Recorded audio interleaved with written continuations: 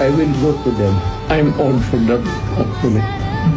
Even if you kill me now, totoo talaga, truly, it does not scare me a bit.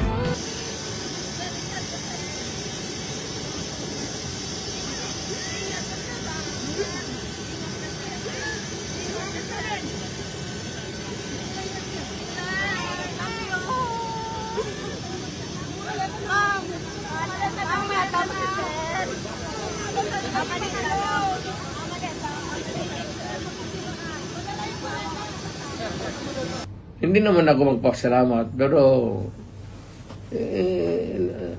kaligaya ko na lang magpahinga na.